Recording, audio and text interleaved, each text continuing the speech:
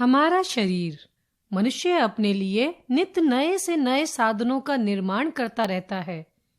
आज उसने लिखने के लिए कलम से लेकर यात्रा के लिए कार, रेलगाड़ी, हवाई जहाज और रॉकेट तक अनेक प्रकार के साधनों का आविष्कार कर लिया है।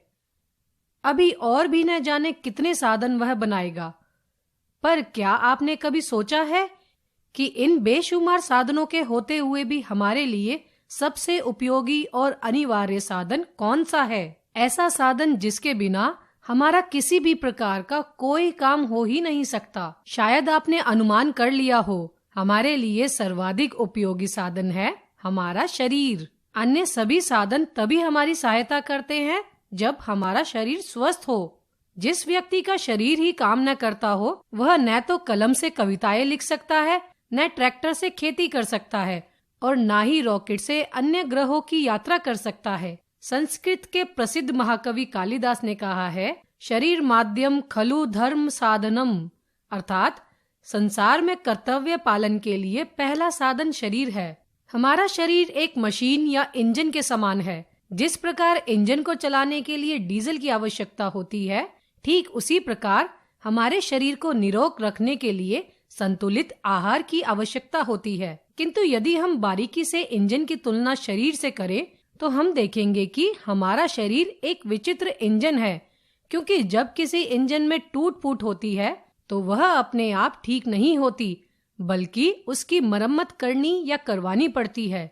जबकि यदि मनुष्य के लिए शरीर में कोई घाव हो जाता है या कोई बीमारी उत्पन्न हो जाती है तो कुछ दिनों में वह खुद ब खुद ठीक हो जाती है। मरहम पट्टी या दवा दारू की तो सिर्फ उसकी मदद के लिए आवश्यकता पड़ती है। इस संबंध में एक विशेष बात और है, वो ये है कि इंजन को चलाने के लिए ड्राइवर की आवश्यकता होती है, लेकिन हमारा शरीर रूपी इंजन स्वचालित है।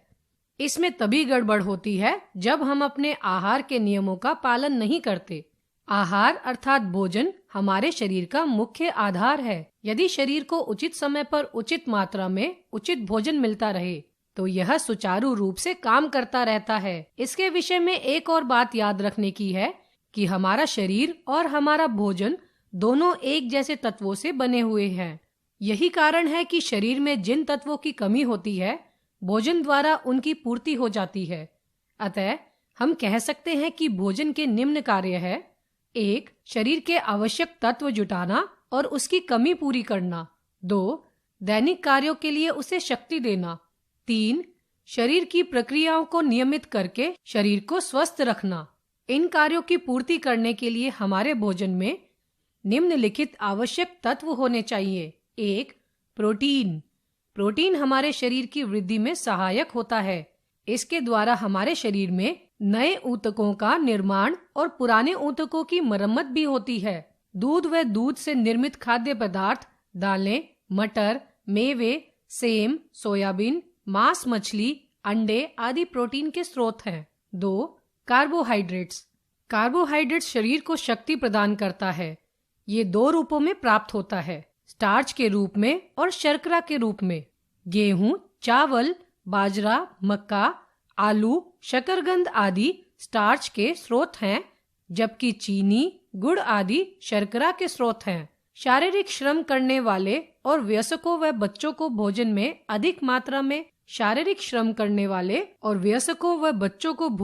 अधिक मात्रा में कार्बोहाइड्रेट्स की आवश्यकता होती है। 3. वसा। वसा भी शरीर को ऊर्जा देने वाला पोषक तत्व है। कार्बोहाइड्रेट्स की तुलना में इससे हमें अधिक ऊष्मा और ऊर्जा प्राप्त होती है। मक्खन, घी, तेल, मूंगफली आदि वसा के प्रमुख स्रोत हैं। वसा की अधिक मात्रा नुकसानदायक होती है। ये हमें मोटा बनाती है और कई बीमारियों को जन्म देती है। 4. विटामिन। विटामिन हमारी मांसपेशियों, अंगों व ग्रंथियों को बनाने में सहायक होते हैं।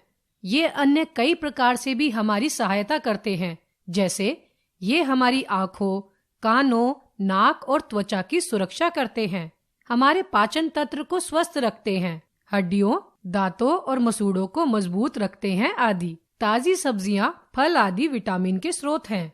5. खनिज। खनिज वे तत्व हैं जो हमारे शरीर को ठीक प्रकार से कार्य करने में सहायता प्रदान करते हैं।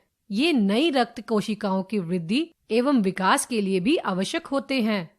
ताजी सब्जियां, दूध, बादाम आदि खनिज के स्रोत हैं। 6. रुक्षांश। रुक्षांश हमारे शरीर में पाचन तंत्र को नियंत्रित करते हैं। ये भोजन को आहार नाल में धकेलकर कब्ज को रोकने में सहायता करते हैं। हरी पत्तेदार सब्जियां, ताजे फल आदि इसके प्रमुख स्रोत हैं। 7. जल। जल भी हमारे भोजन का एक तत्व है। ये शरीर की सभी कोशिकाओं का एक महत्वपूर्ण संगठक होता है। वास्तव में तो हमारे शरीर का 70% भाग जल है। हमारे शरीर में जल के अनेक कार्य हैं, जैसे यह हमारे शरीर के तापमान को नियंत्रित करता है। ये हमारे शरीर के तरल अपशिष्ट को पसीने आदि के माध्यम से बाहर निकालने में सहायता करता है। भोजन को तरल रूप में शरीर की सभी कोशिकाओं तक पहुंचाता है। अतः हमें प्रतिदिन 5 से 6 लीटर जल अवश्य पीना चाहिए। अब तो आप समझ गए होंगे कि बीमारियों से बचने और शरीर को निरोग रखने के लिए स्वादिष्ट भोजन की अपेक्षा उचित अनुपात में उपरोक्त पोषक तत्वों से युक्त संतुलित भोजन अति आवश्यक है। आहार की भांति ही नियमित विहार या व्यायाम भी स्वास्थ्य के लिए आवश्यक है। समय पर सोना, समय पर उठना, घूमना फिरना, कसरत करना, आसन प्राणायाम करना और स्वच्छ रहना भी बीमारियों से बचने के लिए आवश्यक है। आहार विहार के इन सामान्य नियमों का पालन करके कोई भी व्यक्ति निरोगी रहकर दीर्घायु प्राप्त कर सकता है। किसी ने ठीक ही कहा है, एक तंदुरुस्ती 1000 नियम।